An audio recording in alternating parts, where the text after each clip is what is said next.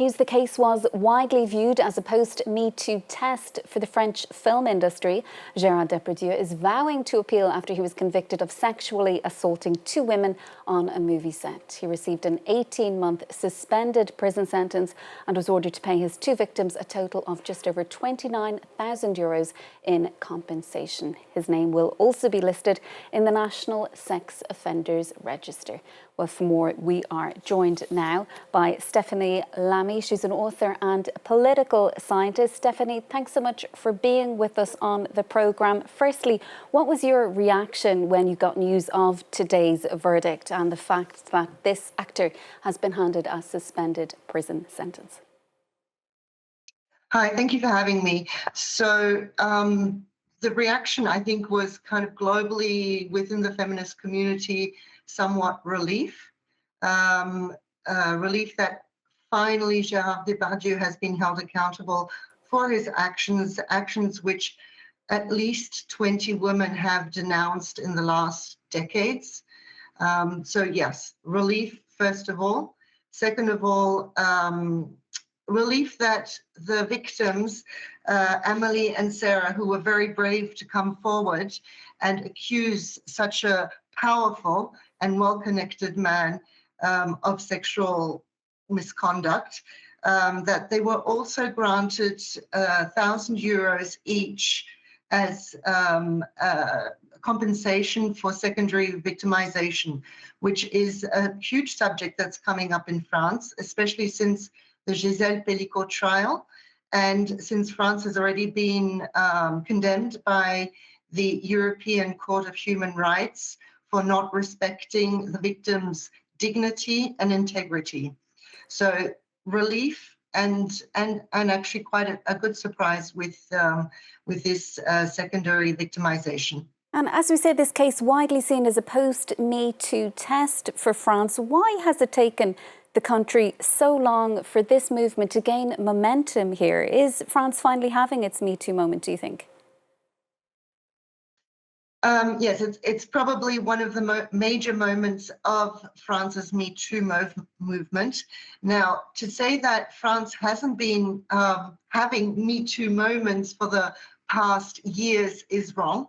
There have been major MeToo moments, but every time there's a huge backlash from the political class, from part of the political class, from men's rights movements, from a huge section of society who seem to think that French seduction is synonymous to predation. And this is something that we just can't get past.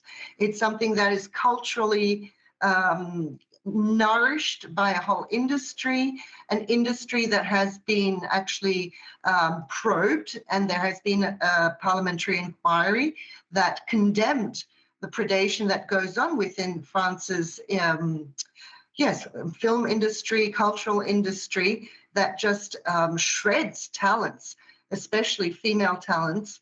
And so hopefully this will change as well. The parliamentary inquiry published a report end of April, and 80 or so measures have been proposed to change things, how France produces its culture. The government does seem, though, very slow to react and to move on this issue. You mentioned the Pelicot case earlier. Do you believe that these high-profile trials actually change attitudes here in France? Yes, they change attitudes, that's for sure. Now, they will change them positively, but there's also a huge backlash.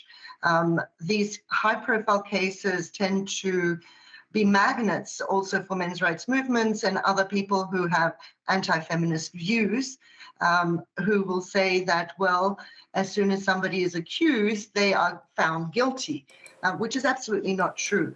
Most of the victims that go through the French judicial system are not respected. A lot of the cases are thrown out even before they come before justice. And it's incredibly difficult for women to come forward in France. For a civilized country, it could be surprising, especially since we're supposed to be the country of human rights.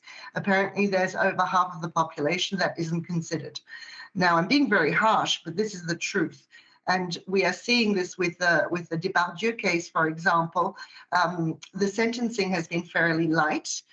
mainly because the appreciation of Depardieu's situation was that he was in bad health.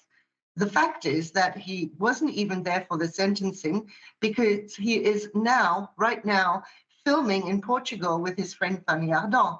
Now, how can somebody who is supposed to be in bad health and benefit from a reduced sentence or a more clement sentence, if you like, be also working? So, you know, there's so many things that are to be said about this case. Yes, there are victories. Yes, things are moving forwards, but there's still so much resistance.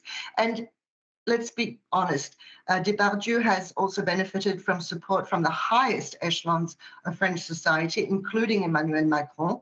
And Emmanuel Macron has always considered Gérard Depardieu to be somewhat of a jewel in the crown of French culture. Now, this is terrible, because if he is a jewel, then he's a blood diamond, because a blood diamond is produced on predation and creates so much suffering. Now, we need to be able to see his movies today as something that has been produced on the suffering of women, because 20 women have come forward. We know there's a lot more. So let's hope that more will start speaking. Stephanie, we'll have to leave it there for now. Thanks so much for being with us, though, this evening. That is author and political scientist Stephanie Lamy.